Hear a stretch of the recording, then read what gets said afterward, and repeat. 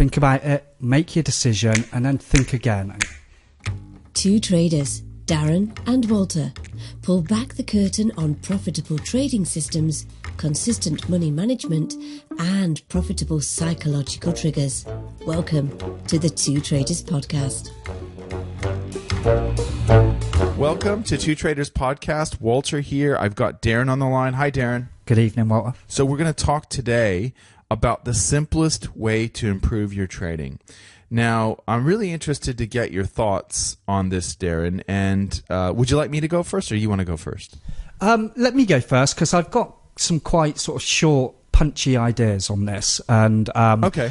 So for me, three simple things. One is question everything. So go through how you trade, list down all the things that you believe to be true, and question them, examine them, and try and stress test them, try and prove them to be wrong. Okay, so that's the first one, question everything. The second one is always think twice. So whenever you're making a decision, always think about it twice. So think about it, make your decision, and then think again. And just kind of, it's almost kind of the same as rule one, but just kind of question that instant thought process, because your first thought is very often wrong. And then the third one is simply to use some sort of checklists when you're trading, and checklists to use prior to trading to make sure that you're following some sort of rule structure, basically keep you ordered in your trading. So for me, just three simple things like that will make a massive difference. Right. And so how did you come up with these? Where did they come from? I stole them. There's a lot of really good information from really talented, intelligent traders out there. And, you know, it's really a case of like digging around and listening to people and seeing if what they say makes sense, and then, you know, then testing those ideas yourself. There's a guy called Michael Mauboussin. Have you heard of him? No. Brilliant. He's written a couple of books. One's called Think Twice. One's the Success Equation, I think.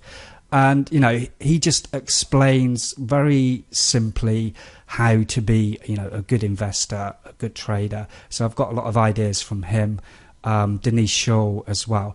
But, you know, generally all of those ideas I've learned from other people. I'd like to say that they were my ideas, but they're not. Got it. Okay, got it. Yeah, so I would say the simplest way, I think, to improve your trading is to change your rules for risk. I think that this is the area that will most drastically affect your equity curve, is doing exactly what you're doing, taking the same buys and same sells, the same exits, everything you're doing right now, you can do exactly as you're doing. The only difference is the way that you manage your risk and the way that you decide how much of my account should I put at risk for this given trade. That, I think, is probably the one area that will most drastically improve your trading. If you get into this, you can see exactly why this is, and why, in fact, you can take like an average or even below average trading system and turn it into something really exceptional just because you're changing the way that you're managing your risk. So this is something that I've been really getting into the last 3-4 years, and I've just seen it over and over. I've seen the data. I mean, you can take a random system, which is basically, in theory, has no edge. In theory, now you can argue that, but in theory, you're just randomly taking entries in the market. But if it's got a solid risk management backing it, it will make money. So what does that tell you? Or you can have a system that has a negative expectancy that's not going to make money, and if you tack on a really good risk management system to it, it won't lose that much money. It won't blow up your account. So it'll stay right around break even or something like that. So that, I mean, it's just fascinating to me that you can do that you can literally take a system that loses money and not blow up your account if you do it right. You know, these sorts of things are kind of funny to me. But yeah, so I think that's probably one area. Yeah. How do you go about getting a good risk strategy then? How are you break it down to layman's terms, how are you doing that? Is it just a case of not risking too much on your trades, or is there something else going on there? Well, yeah, it gets quite involved, but basically what I've done is I've just devoured everything I can on all the books and courses on the subject, and there's a really good game too. I want to create a game kind of behind the scenes here, what we're doing, and maybe it'll be out by the time you're listening to this podcast. What I want to do is create a game for Forex traders too, because I want to make these things really obvious, and I think probably the easiest way to make it obvious is to just show you in the form of a game, because that's kind of what you're doing as a trader, is you're applying rules of a game. So that's why game theory and probabilities are so important when you're talking about risk management. So to break it down into layman's terms, there's a couple of different things that I would suggest. First, you have to just familiarize yourself with all of the different methods that you can use to manage risk. For example, share traders, they often think in terms of risk. They think of, well, I've got $10,000, so with this $10,000, I have to divide it up and buy different types of shares. That's basically their risk management. Okay. Now, when you get into futures or Forex, we see it a little bit differently, and we often think in terms of percentage at risk. So I'm going to risk X percentage, on this system or on this next trade. Those are very simple ways of looking at it, and in fact, there are many different other ways of looking at it. I would suggest that anyone listening to this, if you're interested in this, you should read Ryan Jones's book, The Trading Game. I don't know if have you seen that one, Darren? No, I've not read that. Yeah, it's a good one because see, Ryan Jones has something was very different to what everyone else was looking at the time, and basically what he put forth was this idea. I think he's dead now. I think he died over the last couple of years, but I'm not 100% sure on that one. I think he did die. But basically what Ryan did was he set up this idea of delta. Okay, and if you're getting into risk management, you'll run into Ryan's ideas because they're very love them or hate them. They're well discussed.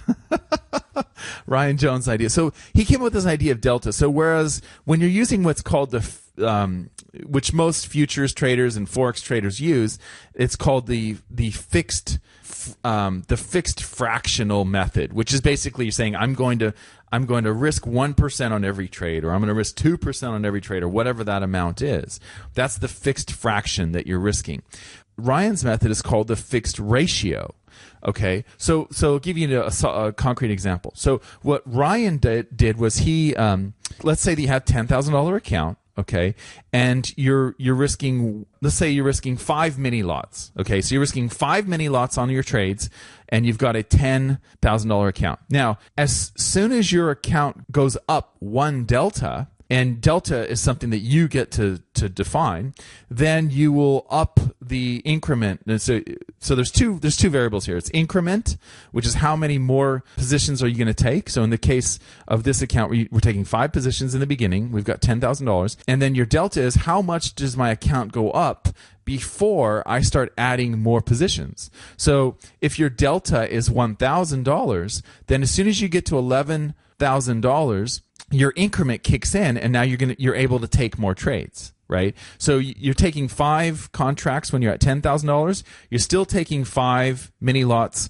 when you're at $10,980. But as soon as you get to $11,000 and if you made it over that hump, now you take, for example, 10. So now you've got 10 mini lots or 1 standard lot, right?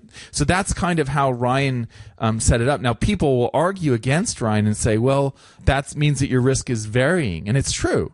And it's actually a little bit more risky in the beginning because you might be risking 5% of your account, whereas with the old method, the fixed fractional, you're still risking 2% on every trade. It actually varies with the fixed ratio that Ryan Jones put forth. So the other side of that is that as you get into a larger account, what happens is the fixed ratio that Ryan Jones was the proponent of and the supposed inventor of, I suppose everyone agrees that he invented it, he is not risking as much as you would if you were using that 2% per trade rule. So you can switch back to that if you want as your account gets really big. So it's one of those things where the deeper you get into risk management, you can see all different types of ways of doing this. And so you can run simulation studies and see, well, what would have happened if I use my trading system with Ryan's method, with my delta set at $500 or whatever. And, you can get into all this stuff, and it's really fun to see kind of, what if? And I would encourage all traders who are thinking like, what can I do? What is something that I can do to improve my trading? I would encourage you to look at how much you're risking and see different ways of tweaking that, because it can lead to drastically different results. Is that kind of something that you'd employ kind of later in your trading education, or, is this something that we should do from day one?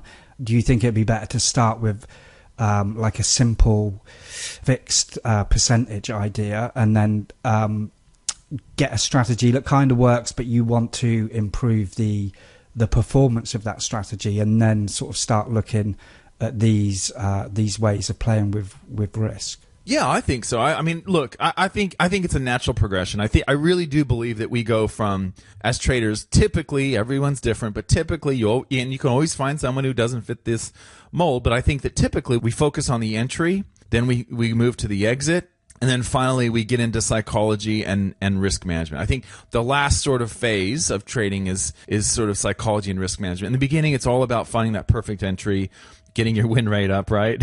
and then it's about trying to get those exits nailed down so that you maximize your profit, or at least feel good about what you're doing. And then in the end, it's that point where you say, okay, yeah, all right, I got to work on my head. What's going on here? And how can I change things with risk? So it makes a lot of sense, I think, to stick with the the fixed fractional 2% rule, or whatever you've decided to do. You should be aware, though, that amount that you choose obviously is going to determine the type of drawdowns you're likely to see.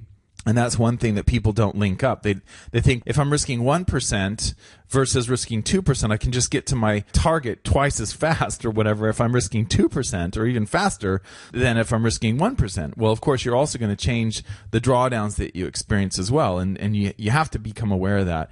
But I think if you're looking at risk management, the other thing that people can do is, which is quite simple, is they can just add to their winners. And I know that you've done a lot of this in your trading. When you were doing a lot of 4-hour stuff, I think you've mentioned that before, like this idea of adding to your winners and taking advantage of a winning trade is something that traders tend to look at a little bit later on in their careers, because it's something that they realize, if I'm winning 45% of the time, it'd really be nice if I could make those winners a little bit bigger. I mean, they're bigger now, but they're bigger than my losers now, obviously. I'm making money, but if there's some way that I could add to these winners, that would also be a way for me to improve my profitability and change my results, my bottom line. And I agree. I think that's also an area where you can totally change your results just by setting up a few different rules of, okay, when do I add? How do I manage risk with multiple, if I add more positions, do I move to break even? Or is it the same size? If I buy 5 mini lots on the first entry, do I buy, 3 on the second?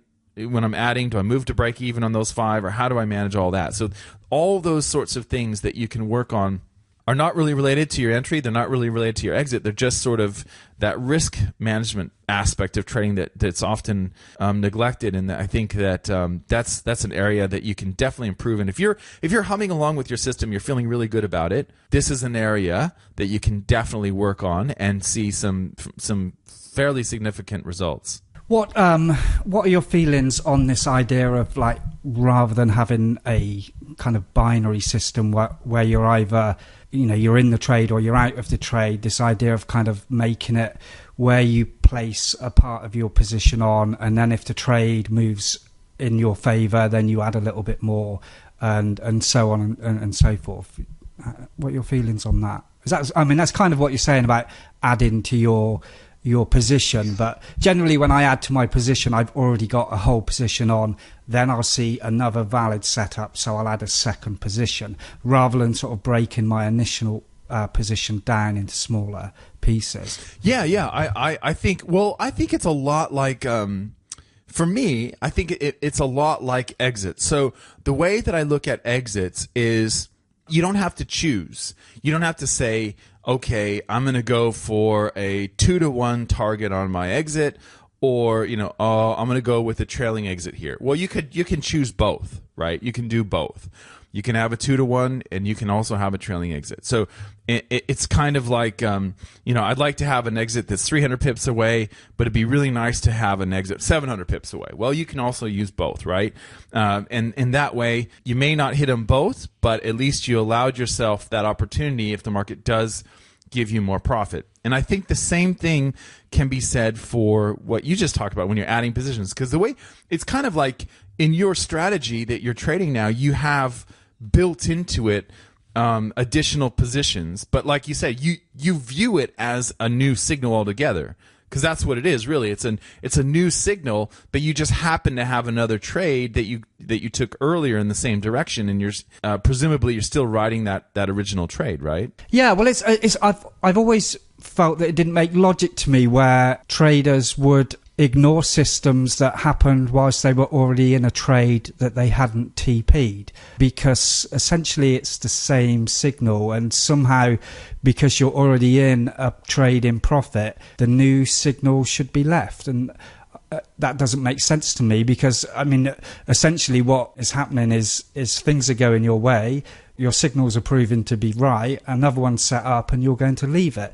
But I think, obviously their reasons are for risk reasons, and they're kind of using their risk control there. But for me, if I'm already in a trade, that's irrelevant. It's a valid system, and whether it's happening at the same time or after I've TP'd the first signal, to me really makes no difference. Yeah, and I think that it's also the need to be right. So if you've already bought the euro at $1.10, 110, and then you get another signal at a 111, there's no real reason to buy it again, because you could be wrong on the on the second one.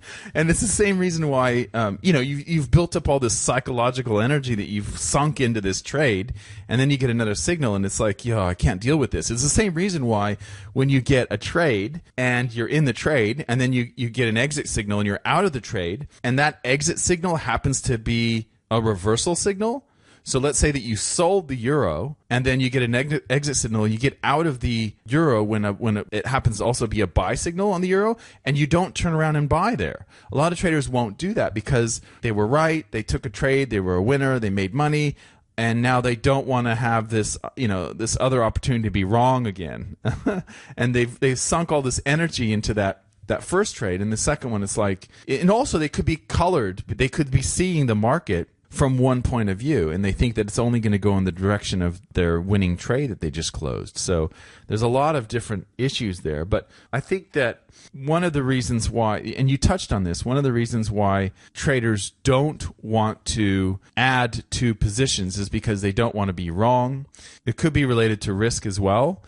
I think that it's ironic because many traders are more than happy to take a trade when the market's gone against them. So let's say I buy the euro at 110, and then the market goes down to 109, and I say, well, if this was a buy at 110, it's got to be a really good buy at 109, so I'm going to buy it now at 109. And see, so they're adding to their losing positions, and many traders are much more comfortable, especially in the beginning, taking multiple positions when the market's going against us, and they find it very difficult to take positions when the market's going for you or in your direction, and it's ironic, isn't it? Because it's sort of like the way I see it. It's like going to a restaurant, ordering food that you eat, and you think, this is terrible. I'll have another.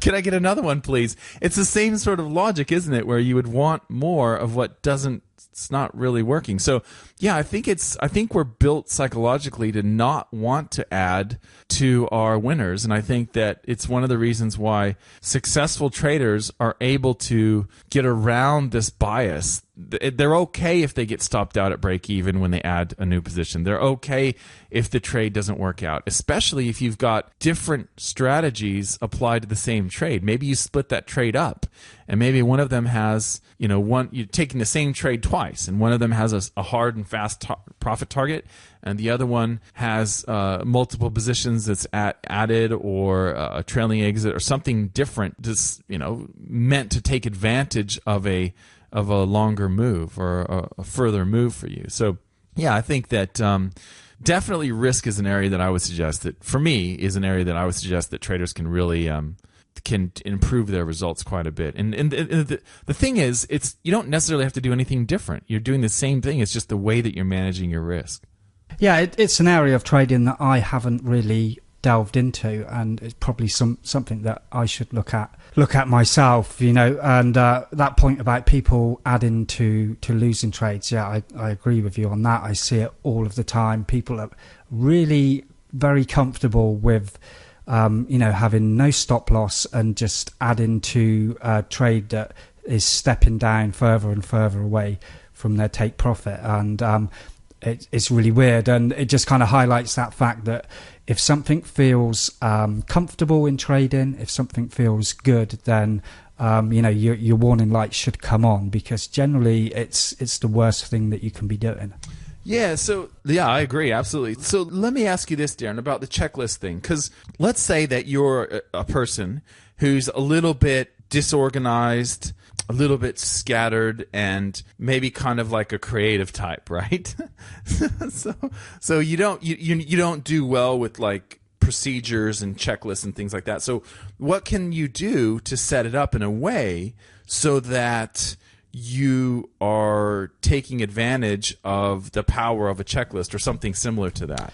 That's a good question, Walter. And I think really in this instance, this is one of the cases where you have to kind of force yourself to do something that you're perhaps not good at or don't particularly want to do, because you can have a checklist in your mind, but really to see the benefits from it, it's about having that break in the thought process and stopping to write stuff down, and that kind of highlights whether you're making errors or not. So it's kind of like if you were to say, what if you were a creative person but you wanted to be a pilot? Would you kind of forego your pre-flight checklist then? No, you wouldn't, because you'd accept that it's an important part of safety when you're a pilot, and the reason it's a written checklist and pilots don't rely on their experience is because it works. And it also works in other fields like the medical field. Surgeons as such have certain checklists to do with hygiene and process. So I don't think there really is a way around this. You just have to be more organised, and you kind of have to force yourself to do it because you want to be more successful, and it's a proven way of improving your process, improving your execution and performance, and improving your decision making. So for me, if you're going to go down this route, then there really is only one way to do it. There is actually a really good book on checklists, and if you could put it, I'll get you the link for it, and perhaps put it in the show notes, Walter, so people can check it out. But yeah, that's my thoughts on it is one of those things where you really have to kind of step out of your comfort zone and do something that you might not necessarily like or want to do. Thanks, Darren. That's great advice. It's interesting how trading sort of forces us to confront our weaknesses, and I think that's great advice. And we'll definitely stick that in the show notes for the listeners that are interested in that. And we shall see you next time. Take care, Darren. Bye. Cheers, Walter. Bye.